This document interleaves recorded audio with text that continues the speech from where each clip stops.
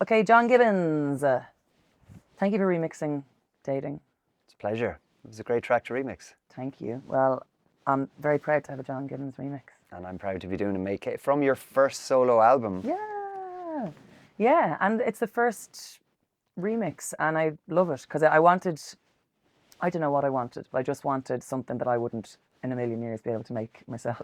Yeah, well, I didn't know what you wanted either, and I didn't try to second guess, because anytime I try and do that, if I'm just given a blank slate with a remix and try to second guess what the artist might want, I invariably get it dramatically wrong. So to be given that clean slate and be allowed to do what I felt was right for the track was actually brilliant. And I'm glad it just worked out well. Yeah, it worked out so well. I'm kind of the same actually. If I'm collaborating with someone and I start thinking about what they think I should be writing, I make garbage. Yeah. And the thing is, if you're going to somebody else, you're going because presumably you have some appreciation for what they've done in the past. Yeah. So in this case where you gave me free rein to do my thing with it, it just seemed to make sense. So like, I don't know what you listen to when you're at home and you listen to dance music, so what does it matter if I try and second guess you? I'll just do me and hopefully it'll work out. And we've just met for the first time, so it would have been a crazy idea for you to try and guess what I would think, having never... It might be quite the experiment if we do another one. And yes. You know. Yes, okay, I'm up for it. Let's get into some of these questions. Okay, we'll go with the first one. Favourite Irish venue? And it can be either in existence still or not. I'm going to cheat on this a little bit because there are a few for different reasons. The Foundry in Carlow is my favourite club currently and has been for years and years and years. I didn't manage to play in it until probably 15 years into my career, and it was just a huge bugbear of mine. It was sitting there on my doorstep and I'd never actually played in it. It's without a doubt the best club that still remains in the country, still packed every time I play there, and I love playing to a home crowd. Lush in Portrush, which isn't sadly open in the way it used to be, was another one, just that iconic Irish club that was known internationally for decades really, and the first time I managed to play in that I kind of felt like, oh, maybe I've arrived a little bit. And then in terms of venues, the Olympia is just one that's really close to my heart. Again, a venue I refused to set foot in, even as a punter, because I had this dream and this focus that I wanted to one day headline in the venue, and the first time I set foot in it was when I did. And when was that? That would have been, the first time would have been just prior to COVID, I think so. Yeah, 2019 I think was the first time, and then there were a couple since. But that was just, I remember standing on stage for the first time and thinking, this is everything I ever dreamed of and more. I'm getting goosebumps actually. Everything about it, you know, how old it is, the layout of backstage, you know, the winding little passages, the character to the place. I just love it so much. And there is I played it a few years ago with Fight Like Apes when we did like a comeback show, and like the sense of occasion. Yeah. You know, I really felt like, I'm glad my mammy's coming to this. Yeah, it's really like, oh, my mammy was at mine as well. Okay. Yeah, exactly. Now, do you know what I find very disconcerting is how visible the people are in the boxes. You can see the actual faces. Because invariably it will be your friends and family in there because they're on your guest list. So I found that so intimidating, but amazing. I loved Electric Avenue in Waterford. Mick O'Keefe used to put on a great, just such a good vibe there, and the crowd was always deadly. The Olympia, yeah, it's just ridiculous. Just such an amazing spot. And Music Factory in Carlow. Music Factory was great, actually. Great. Yeah. Who was it that ran that? There were a couple of different incarnations. I'm trying to think. Eamon Tucker was one, and Peter May promoted it for Eamon, if I remember correctly.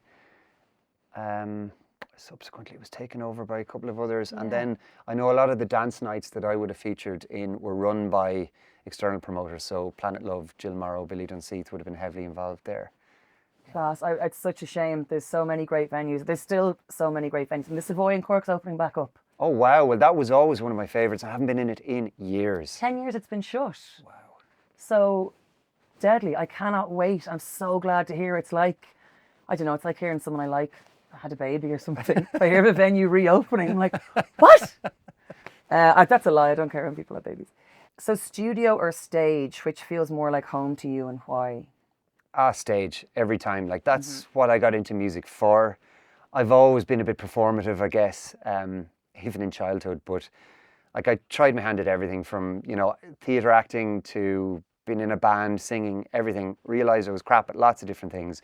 Then discovered that DJing was something I was pretty decent at and stuck with. And that will always be the first thing. I love being in the studio, but that love was more, it was something I had to learn to love at the start. I really didn't like production, and I started to produce as a means to an end.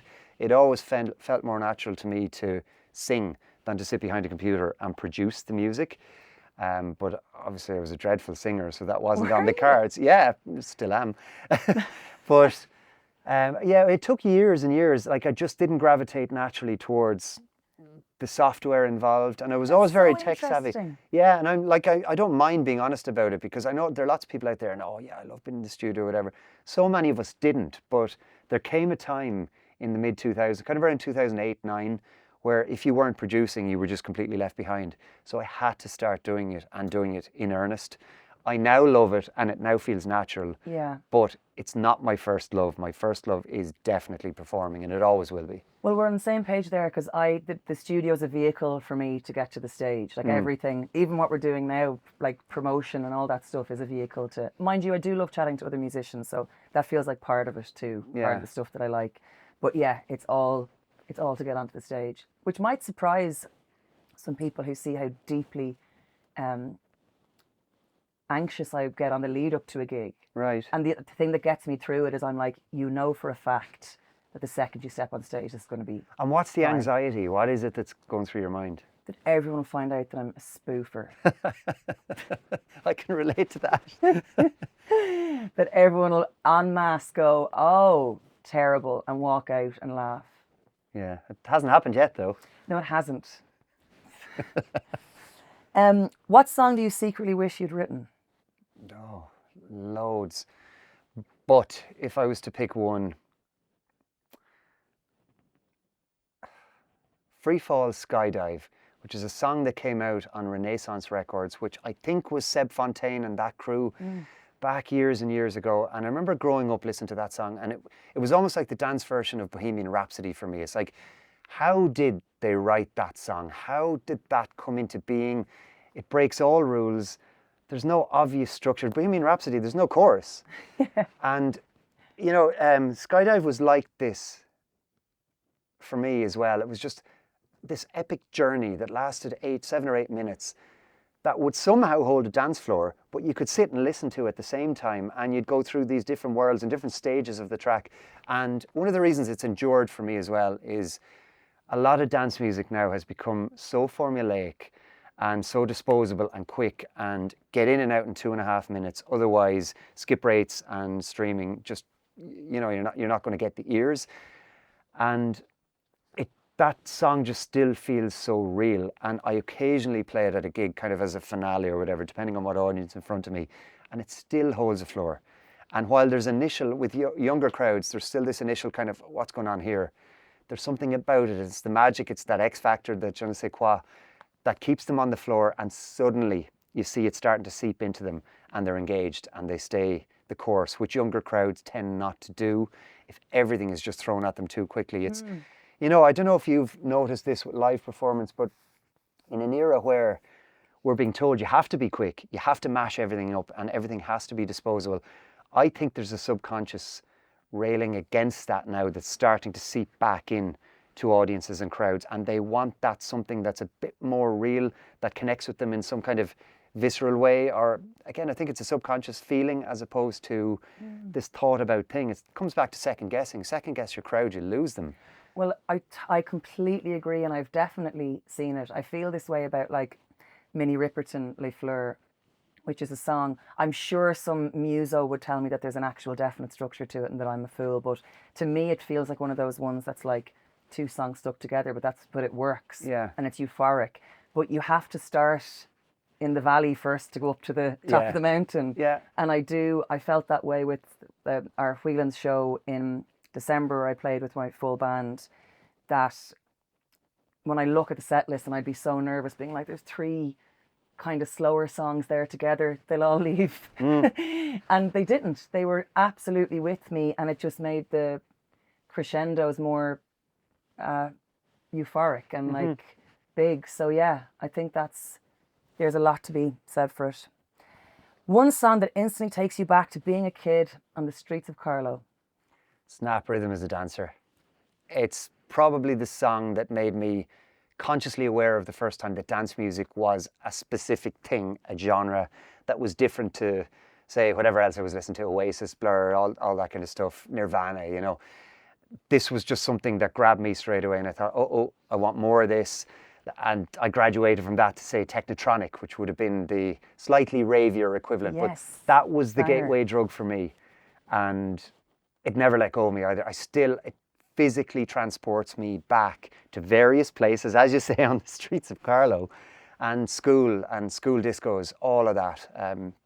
Without hesitation, that's the one. And it seems to have like aged well. I mean, it just gets better, I think, that song. Yeah, and I think it's one that nobody has managed to, or even seemingly tried to emulate. It's one that hasn't been ripped off. It's been remixed plenty of times, but it's just a song that, as so many of the songs from that era, particularly in dance music, were, it was just someone who went in with very limited technology in front of them and created based on what was there and available to them. Now the world is at our fingertips in terms of tech, and I think that sometimes leads to one more formulaic approach, whereas if you had to get creative with the limited tools at your disposal, real magic happened that was never really recreated. I think that's one of those tracks. That's very good, and I would pick Rolling Stones' Rainbow, She's a Rainbow, which is the same for me. There's so many beautifully odd sounds in it that to rip it off, you would just have to sample it. I don't think you could recreate it. Yeah. And I don't hear anything that sounds like it. So it's so cool to have something that actually makes me think of being in the car with my mum, driving around the country with her for work and stuff. And yeah, anything by the Eurythmics as well. I was lucky my mum had good taste. Yeah. I've written this. Apart from me, who would your dream collaboration be? Dead or alive? It's very hard to think beyond you, but I get that a lot. Again, without hesitation, Freddie Mercury. I still love Queen. There's still Queen and Oasis are my two favorite bands, and my parents would have been listening to Queen when I was growing up, and it just that love was transferred. But the consummate performer, and there was something about his ease on stage. It was so natural to him. He didn't care what people thought of him, and as a result, the real him seemed to come out, and everybody loved it. And it was that authenticity and that stage presence, the performance, I just naturally gravitated towards that, on top of his voice, which was just absolutely phenomenal. I mean, he could sing anything and make it his own. And I mean, if I could do something with him or his voice, that would be the one for sure. And I think it's so, because you know, when you talk about authenticity, it's such a hard thing to describe, because it's to be authentic. Just it's is, yeah. It's kind of hard to impress that upon people when you talk about it. But like, the world becomes a much better place the second anybody is themselves. Mm-hmm. Unless you're a big mad racist or anything, then it actually gets so much worse. But I don't think that's their natural state. No, I don't think it's not. our natural state, say, you know. So yes. It's a learned thing or a developed thing. Yeah. No one's born in that way. Yeah. My dream collaboration. Rosalia. Have you heard Rosalia's new album, which is actually, No. Well, you should listen to it, because, so she's a big mega pop star now, but with her latest record, she said she almost constantly tried to go against the grain of what the algorithm wants and what the industry expects, and almost actually what her fans expect, leading to like a few little weirdos online being like, I will never forgive you for doing what you wanted to do with your art. So I don't know if we would ever work well together, but I'd like to be around. I'd like to be around her, and that essence of, I don't know how you get to that level of fame and manage to stop the train and go, no, I'm not going further into that 2.5 minute thing. She's gone like orchestral, and it's absolutely magnificent. You have to check her out.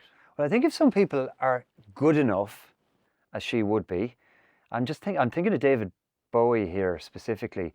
They can rip up the rule book and create something completely different that's seemingly, like, say, Ziggy Stardust or something like that, the antithesis of what was expected And if it's authentic, going back to what we were saying, if it's real, people will go along for the ride and they'll appreciate it for what it is then.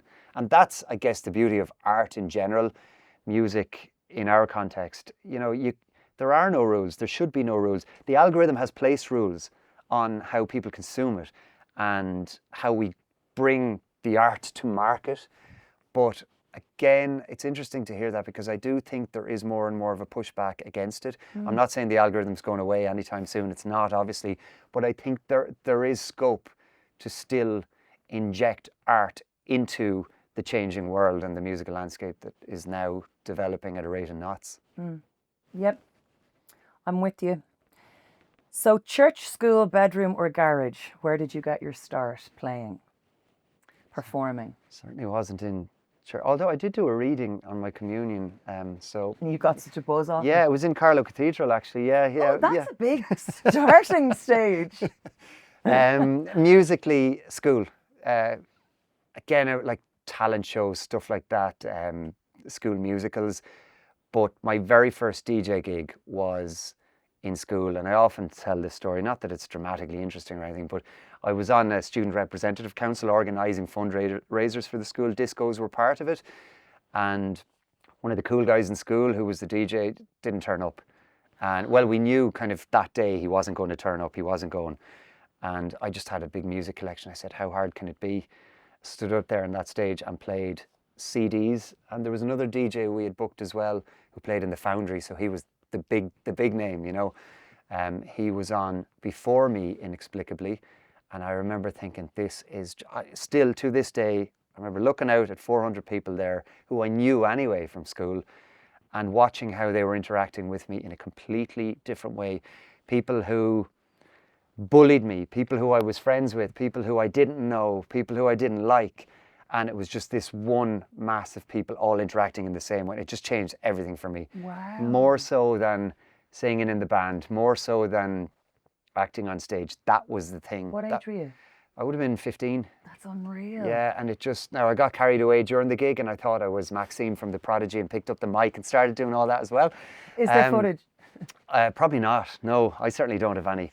But that was the one that did it for me. So that school disco, straight away, I launched myself into gig after gig after gig, parties, 21st, everything. God, that's class. That's such a nice. So you have to pay it forward and not show up for a gig sometime and hope that some young upstart. Actually, yeah, I'll have a look at the diary and see if there's one I really don't want to do and just not Just turn say up. you're trying to inspire the youths. You weren't actually being unprofessional. Afterwards, I'll just send them footage from this. And Exactly. Yeah, perfect. We have your back. Where was yours? Well, church and school. So when I was in primary school, it would have been the church choir. But probably similar to yourself. I tried everything really to get onto the stage. So whether it was a bit of acting or I thought I might also, so this story starts off like it could be a great movie where like there weren't enough girls for a camogie team, so I had to play hurling with the boys. And I'd like to continue on and say, but I showed them all that girls can do it. I did not. I was really bad. But I think that was another effort to just be like, where's the excitement happening? Where's the entertainment happening? Yeah. So between church and school, and obviously I didn't really enjoy singing in church when I was younger.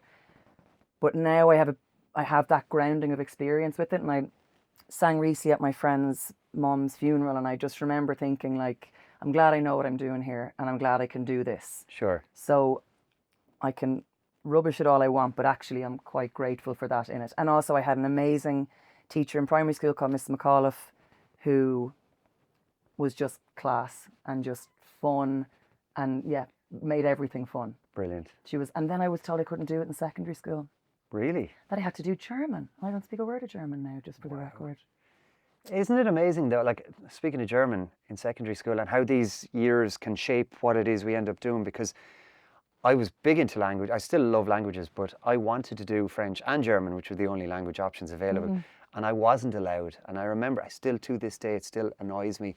The only student in the year who wasn't allowed get the subject choices that I wanted, because I thought maybe I'd do languages, French and German in college afterwards. Yeah. And luckily I was advised not to do music in school. Yes. because so much of it was theoretical. Yeah, Yeah. and I think it would have put me off completely. Yeah. Well, then definitely when we were in secondary school, the only option was classically, really, wasn't it? Yeah. There was no vaguely alternative type of No, music. not even close. No. So actually, you're right. Because I know plenty of people it did put off who were extremely musical and creative.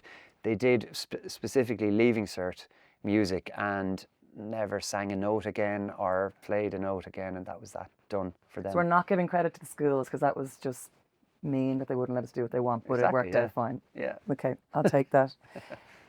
Favorite? Oh, is your favorite gig you've ever played the Olympia? God, this is really tough. No, it's not. My favorite gig that I ever played. Two. Can I have two? You can have two. Yeah, one is Planet Love Festival in 2007 or 8 in Fairy House, I think. Anyway, somewhere close by. And it was the first time playing a proper dance festival in Ireland. I had played abroad, strangely. I'd higher profile abroad within dance music before I had in Ireland, mainly through Down to Contacts. But this was the first kind of real shot at a proper festival. There was one guy on before me and there was nobody in the tent. And I remember 5 minutes before I went on thinking, oh God, this is going to be empty. But look, at least I'm here. And 5 minutes later, when I went on to play my intro, the tent was just completely wedged. Not down to me, just down to the fact they had come in. And it's nearly better when it's not down to you because then you're playing to a whole new so this was audience. A whole new audience. Yeah. And I mean, there are still people to this day who will come to the occasional gig and they'll be the oldest person in the gig, but they will say to me, first time I saw you was that Planet Love. Like it transformed everything for me overnight, that one gig. And the other was a big festival I played in Mexico, again, that I often talk about, called Technogeist, which I really had no right to be on the lineup, but I had the same management as one of the headliners of this. And it was just this massive 50,000 capacity stage, like arena style stage. And I remember 50,000. It was this free festival that went on every year, a cultural festival, and they did different style of music every night of the week. Wow. And people just came from all around, in a place called San Luis in central Mexico, I think. And like half the crowd wouldn't have even been into dance music, but they just seemed to go with whatever. We were there for the full week, but playing only the one night. So like there were, I don't even know, like there was a reggaeton night one night. And yeah, it was just all this mad stuff. And I remember walking on stage and nobody knew who I was. But I was this blonde-haired European in an area that wouldn't be used to anybody bar their kind of local heroes or Mexican heroes. And by virtue of the fact that I was different, they just assumed I was way, way bigger than I was. And I just remember walking out on that stage and this eruption.